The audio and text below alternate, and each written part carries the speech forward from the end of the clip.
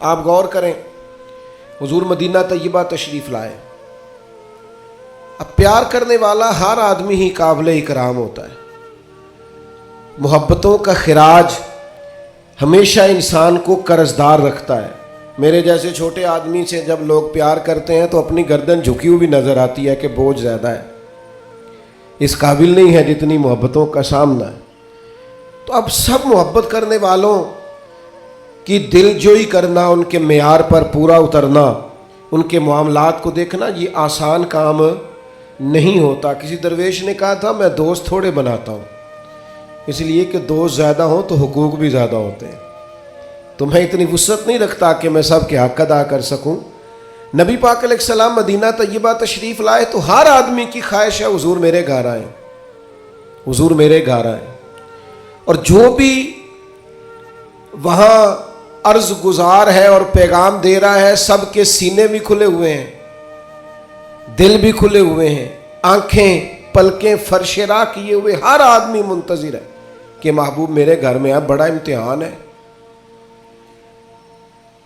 کس طرح کر کے سب کی چاہتوں کا جواب دیا جائے۔ تو یہ ذرا دیکھیے اس امی لقبی محبوب کی حکمت اور دانائی۔ محبوب فرمانے لگے بھی میری جو اونٹنی ہے نا، یہ معمور من اللہ ہے، میں گویا خود نہیں فیصلہ کرتا میں نے کہاں جانا ہے، جہاں اونٹنی بیٹھ جائے گی میں مہمان بن جاؤں گا۔ انداز دیکھیے، نبی پاک علیہ الصلوۃ والسلام نے نا اونٹنی کی لگامیں اس کی گردن پر ڈال دیں، اب وہ اونٹنی چلتی جا رہی ہے، تھوڑی آگے جا کے ایک جگہ پہ وہ بیٹھ گئی، لیکن اس کے بیٹھتے ہی حضور اترے نہیں، محبوب بیٹھے رہے۔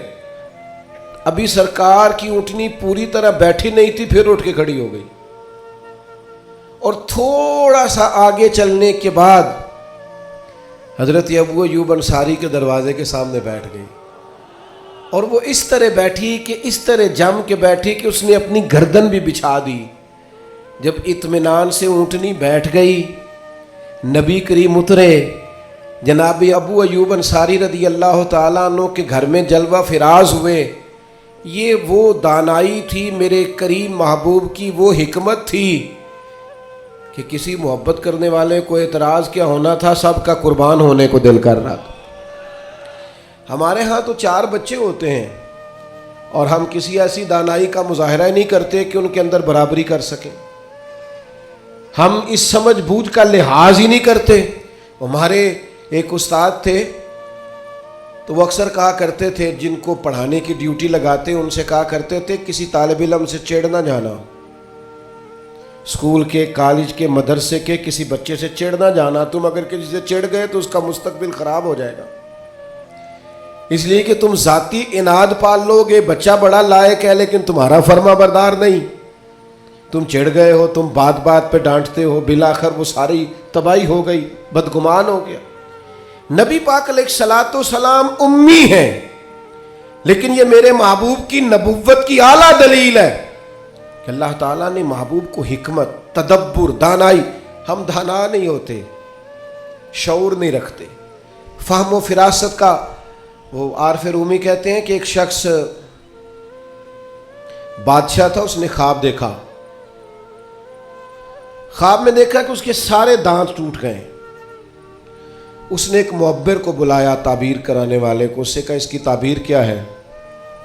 اس نے کہا جناب اس کی تعبیر یہ ہے کہ آپ کے سارے رشتہ دار آپ کی زندگی میں فوت ہو جائیں گے۔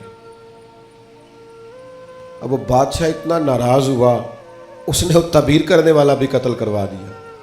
اس نے کہا وہ بھی کوئی زندگی ہے جس میں نہ بھائی ہو، نہ بہن ہو، نہ بچے ہو، نہ بیوی ہو، نہ ماں ہو، نہ باپ ہو، مروا دیا۔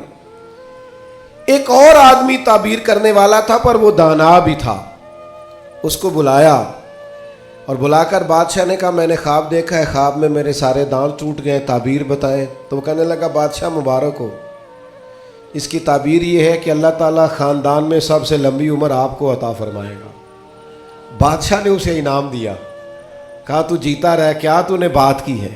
اب میری بات کو سمجھیے گا، تعبیر اس نے بھی وہی بتائی ہے جو پہلے والے نے بتائی، لیکن پہلے والے نے کہا تیرے سارے رشتہ دار تیری زندگی میں فوت ہو جائیں گے، اس نے اسے بھی مروا دیا۔ بات اس نے بھی وہی کی ہے، لیکن بات گرچہ بے سلیقہ ہو کلیم، پر بات کرنے کو سلیقہ چاہیے۔ آپ بے سلیقہ بات بھی کریں پر سلیقے سے تو کریں، کوئی لہجہ ہی نہیں، حکمت ہی نہیں، کوئی دانائی نہیں۔ دوسرے نے کہا اللہ تعالیٰ آپ کو سب سے لمبی عمر عطا کرے گا، تو بات پھر بھی وہی ہے کہ باقی سارے چلے جائیں گے اور آپ موجود ہوں گے، لیکن اس میں دانائی ہے نا، حکمت ہے نا۔ فتح مکہ کا موقع تھا، عجیب حالات درپیش ہوئے۔ اسلام کا جھنڈا حضرت سعد ابن عبادہ رضی اللہ تعالیٰ عنہ کے پاس تھا، بڑے عظیم صحابی۔ بدر کے موقع پر جس آدمی نے اپنے جذبات سے ماحول گرما دیا وہ حضرت سعد بن عبادہ، ہمیشہ اگلی صفوں میں مجاہدوں کی رہنے والے، مال خرچ کرنے والے، نڈار آدمی، لیکن جھنڈا ان کے ہاتھ میں تھا۔ حالات کچھ اس طرح کے پیدا ہوئے کہ بعض لوگوں نے مطالبہ کیا ان سے جھنڈا لیا جائے، اور کوئی معقول وجہ نہیں تھی، لیکن بعض اوقات نا حالات ایسے بن جاتے ہیں۔ اب حضور علیہ السلام کی بارگاہ سے مطالبہ ہو رہا ہے کہ آپ جناب سعد بن عبادہ سے جھنڈا لے لیں۔ یہ نوجوانوں سے بالخصوص عرض کروں گا کہ علم بھی تبھی بندے کو فائدہ دیتا ہے جب اس کے ساتھ کچھ بندے کو شعور بھی ہو، ہنر بھی تبھی فائدہ دیتا ہے جب اس کے ساتھ کچھ نہ کچھ دانائی بھی ہو۔ شیخ سعدی فرمایا کرتے تھے ایک من علم ہونا تو سنبھالنے کے لیے 10 من عقل کی بھی ضرورت ہوتی ہے، ورنہ ضائع ہو جاتا ہے سارا۔ دانائی، تدبر، یہ دیکھیے امی لقبی محبوب سے ہم نے دانائی سیکھنی ہے، تدبر سیکھنا ہے، فہم و فراست سیکھنی ہے۔ زندگی میں شعور کس کو کہتے ہیں یہ حضور ہمیں سکھائیں گے۔ کہ جناب حضرت سعد بن عبادہ کو اتارنا ہے۔ اب بڑے بڑے دانا صحابہ کہہ رہے تھے یا رسول اللہ کوئی ایسی بات نہیں ہے، حالات اس طرح کے ہیں، کیسے یہ فیصلہ کریں گے؟ تو حضور نے فرمایا کوئی مشکل نہیں، اتار دیتے ہیں، بدل دیتے ہیں، ان سے منصب لے لیتے ہیں۔ یا رسول اللہ یہ آسان نہیں ہے، کیسے؟ فرمایا ابھی دیکھنا تم، یہ اللہ تعالیٰ نے میرے محبوب کو حکمت کی خزانوں کی کنجیاں عطا فرمائی۔ نبی کریم علیہ السلام نے فرمایا سعد بن عبادہ جھنڈا دے دیں آپ واپس۔ اب آپ لشکر کے علم بردار نہیں رہے، انہوں نے بوجھل ہاتھوں سے جھنڈا تھما ہوا تھا، پریشان تھے کہ کوئی ایسی بات نہیں۔ جب حضور نے کہا دیں تو وہ غلام تھے، سانو قید سجن دا گہنا ہے، وہ جینجے رکھے ایسا اونج رہنا ہے۔ انہیں اسی وقت جھنڈا تھما دیا، خوش ہو کے تھما دیا۔ لیکن یہ میرے محبوب کی حکمت ہے، محبوب نے جناب سعد بن عبادہ سے جھنڈا لیا اور قریب ان کے جوان بیٹے کھڑے تھے، محبوب نے جھنڈا انہیں دے دیا۔ فرمایا کمان تیرے ہاتھ میں ہے۔ باپ کا قد اس وقت 10 فٹ زمین سے اونچا ہو جاتا ہے جب اس کا بیٹا اس کی جگہ پہ بیٹھ جاتا ہے۔ وہ کہتا ہے میری فکر گئی، میں اب بے فکر ہوں۔ جب انہی کے بیٹے کو وہ منصب ملا تو اب حضرت سعد بن عبادہ کے چہرے کی کیفیت یہ تھی کہ وہ گویا اپنی آنکھوں اور اپنے چہرے سے بتا رہے تھے میں تو خود جھنڈا پکڑ کے اتنا راضی نہیں تھا جتنا اپنے بیٹے کے ہاتھ میں دیکھ کے راضی ہوں۔ یہ آپ تدبر سیکھیں۔ میں اپنے نوجوانوں کو دیکھتا ہوں جذباتی مزاج، بھاگتے دوڑتے، بے چین، پریشان، الجھے ہوئے۔ ابھی میں ملک سے باہر تھا، میرے ساتھ اکثر ایسے ہوتا ہے، بیرون ملک جو لوگ ہوتے ہیں نا وہ زیادہ پریشان ہوتے ہیں پاکستان کے حالات کو لے کر، وہ زیادہ خبریں دیکھتے ہیں۔ تو ایک صاحب مجھ سے کہنے لگے پاکستان کے حالات، میں نے کہا بالکل ٹھیک ہے، یہ اتار چڑھاؤ ہے، زندگی کے ساتھ چلتا ہے، بے چینی نہیں، بے قراری نہیں، الجھاؤ نہیں، ہر وقت کا اضطراب نہیں، دانائی، تدبر، حکمت، معاملہ فہمی، یہ ہمیں ہمارے رسول پاک نے عطا فرمائی۔ آپ اپنی زندگی کو سلیقے سے گزاریں، قیمتی بنائیں۔ آپ اپنے وجود سے بڑا کام لے سکتے ہیں، لیکن کیا ہے؟ دانائی نہیں ہے، جذباتی مزاج، اور جذباتی پن ہماری طبیعتوں کا حصہ ہے۔ جذباتی فیصلے، جذباتی باتیں۔ ہمارے دیہاتوں میں چودھری فیصلہ کس کے حق میں کرتے ہیں؟ جو پہلے آ جائے، وہ سچا ہے یا جھوٹا ہے، پہلے گیا ہے، بس انہیں مینوں پہلا آخیا تسی تے آئے ہی نہیں، اسی بات میں فیصلہ دے دیا۔ دانائی، تدبر، یہ رسول اللہ صلی اللہ علیہ وسلم نے ہمیں سکھایا۔ امی لقبی ہیں حضور۔ اور دوسری بات، انسان کے پاس جو سب سے قیمتی چیز ہوتی ہے نا وہ اس کا کردار ہوتا ہے۔ آپ نے زندگی میں نقوش کیا چھوڑے؟ آپ جہاں رکے، جہاں بیٹھے، یہ ایسا تو نہیں زندگی میں کہ یہ 10 دوست پرانے، یہ 10 دوست آج کل کے ہیں اور ان کے درمیان بھی غیبتیں جاری ہیں، بس کام ختم ہونے کے قریب ہے، اور پھر اس کے بعد اور کوئی 4 دوست ہم تلاش کریں گے۔ اچھے نقوش نہیں چھوڑتے، کتنی خوشیوں سے رشتے طے پاتے ہیں، لیکن وہ تھوڑا وقت نہیں گزرتا تو ساری سوچیں، سارے نظریات گدلے اور میلے کچیلے ہونے لگ جاتے ہیں، وہ ساری محبتوں کو زنگ لگنے لگ جاتا ہے۔ عظمت کردار، بلندی، آپ کے افکار، آپ کا اچھا گمان، آپ کی سوچیں، آپ حیران ہوں گے اللہ تعالیٰ نے نبی پاک کا وجود ہی معجزہ بنایا ہے، لیکن جب حضور کے اپنوں نے دلیل مانگی نا، اپنوں کو مطمئن کرنا بڑا مشکل کام ہوتا ہے۔ قریبیوں نے دلیل مانگی، قریش مکہ نے، کہ آپ نبی ہیں تو دلیل دیں۔ نبی پاک علیہ السلام نے اپنے اپنوں کو معجزہ نہیں دکھایا، بلکہ قرآن مجید فرماتا ہے کہ محبوب نے کہا فَقَدْ لَبِثْتُ فِيكُمْ عُمَرًا مِّن قَبْلِهِ أَفَلَا تَعْقِلُونَ، میں کوئی باہر سے نہیں آیا، میں نے اپنی اس سے پہلے کی ساری عمر تمہارے درمیان گزاری ہے، 40 سال یہاں گزارے، اپنے ماں کی گود میں بھی، نانا کے کندھوں میں بھی، جناب ختیجہ کا دولہا بن کے بھی، بیٹیوں کا باپ بن کے بھی، میں نے سارا وقت تمہارے بیچ گزارا، افلا تعقلون، تمہیں عقل نہیں؟ گویا محبوب ان سے فرما رہے ہیں کہ میری جیسا سچا ہے تو لا کے دکھاؤ، باہر سے نہیں آیا، تمہارے درمیان رہا ہوں۔ یار یہ مشکل کام ہوتا ہے، چاروں جانب ماحول خراب اور بندہ پھر ٹھیک رہے۔ اکثر لوگ تو اپنے بچے کی غلطی نہیں نکالتے، کہتے دوستوں نے خراب کر دی ہے، اماں کہتی ہے منڈا میرا ٹھیک سی،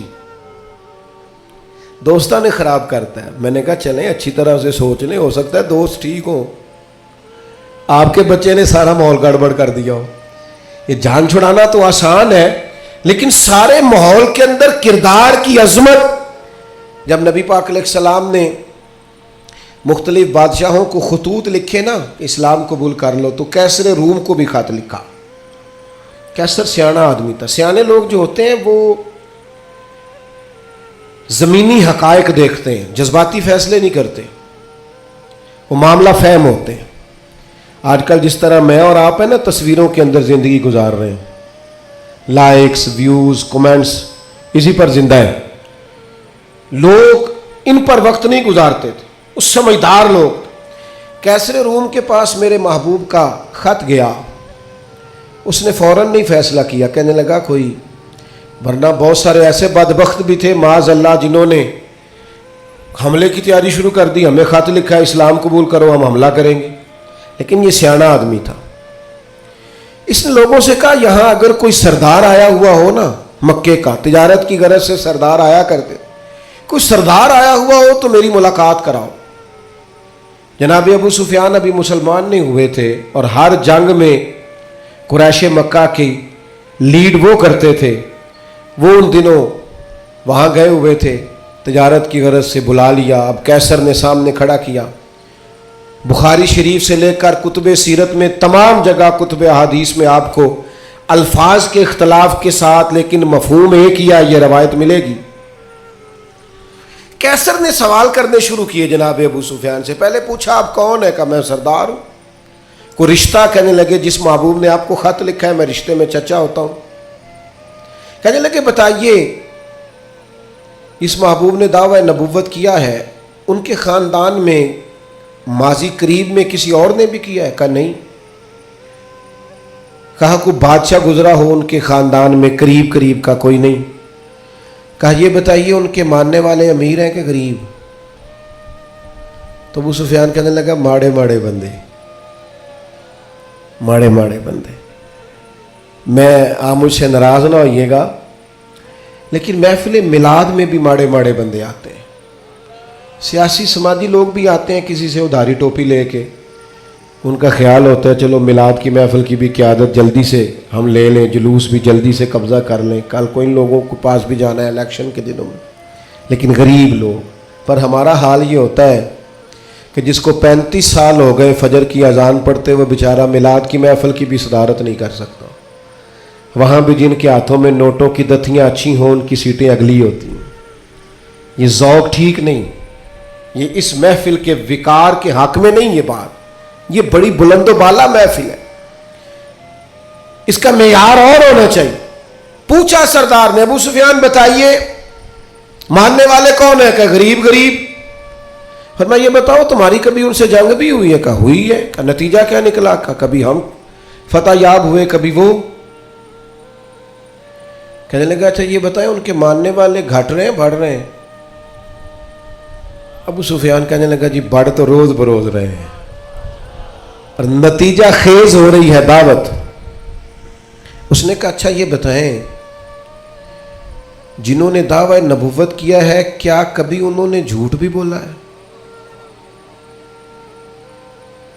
ابو سفیان کہتے ہیں کہ میں ایک منٹ کے لیے سوچ میں مخالف تھا نا، مخالف رائے دے رہا تھا، لیکن میرے دل کے اندر سے آواز آئی معاذ اللہ میں انہیں جادوگر کہوں، شاعر کہوں، شاعر کہوں تو شاید کوئی شخص میری بات پر توجہ دے، پر نبی پاک نے جھوٹ بولا یہ تو مانے گا ہی کوئی نہیں. کہتے ہیں میں نے کہا بات بالکل سچی کرنی ہے. وہ میرے سامنے پیدا ہوئے، سامنے جوان ہوئے، سامنے ان کے بال سفید ہوئے، پر اس محبوب کی زبان سے جو بھی نکلتا ہے حق اور سچ ہی نکلتا ہے. میں کیسے آپ کو یہ بات عرض کروں کہ بغیر وجہ کے لوگ جھوٹ بولتے، ان کا کوئی فائدہ نہیں، کوئی دنیاوی نفع بھی نہیں، جان بوجھ کے ڈینگے مارتے بڑھ کے، کوئی لینا دینا ہی نہیں، بلا وجہ جھوٹ. یہ انسان کے کردار کو داغدار کر دیتا ہے. دنیا کے کسی بڑے تاجر پر ہاتھ رکھیے، بڑے سے بڑے بزنس مین پر، اس سے پوچھئے کہ تمہاری بزنس میں کامیابی کی وجہ کیا بنی؟ انویسٹمنٹ زیادہ کی تھی، پڑھے لکھے زیادہ تھے؟ تو آپ کو ہر بزنس مین کہے گا صرف اللہ نے میرا مارکیٹ میں اعتبار بنا دیا تھا. جس کا اعتبار مارکیٹ میں اچھا ہوتا ہے لوگ کہتے ہیں بندہ ٹھیک ہے، سچ بولتا ہے، اس کا کاروبار چلتا ہے. کبھی جھوٹ اور بددیانتی اور فریب سے بھی قومیں آگے بڑھی. ابو سفیان کہتے ہیں مجھ سے پوچھا، ایک سوال یہ بھی تھا ان سوالوں میں کہ خاندان کیسا ہے؟ تو میں نے کہا خاندان تو قریشی اور ہاشمی ہے، اعلیٰ خاندان محبوب کا. تو کہتے ہیں میں نے کہا بادشاہ کو نتیجہ ہی دے، اتنے تو نے سوال کیے. تو کہنے لگا نتیجہ تو نکل آیا ہے. تم نے کہا ماننے والے غریب لوگ ہیں، تو نبیوں پر ہمیشہ پہلے غریب لوگ ہی مان لاتے ہیں. تم نے کہا ماننے والے بڑھ رہے ہیں، تو یہ ان کی صداقت کی دلیل ہے کہ ہر روز دعوت اور پیغام اور ماننے والے بڑھ رہے ہیں. تم نے کہا وہ اعلیٰ نسب ہے، تو نبی اللہ ہمیشہ اونچے خاندانوں میں بھیجا کرتا ہے. تم نے کہا انہوں نے کبھی جھوٹ نہیں بولا.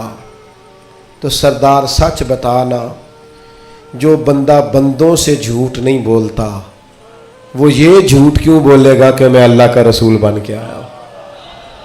نتیجہ تو نکل آیا. اسیر دشمن کی چاہ میں بھی، مخالفوں کی نگاہ میں بھی وہ امی ہے، صادق ہے، معتبر ہے، میرا پیغمبر عظیم تر ہے.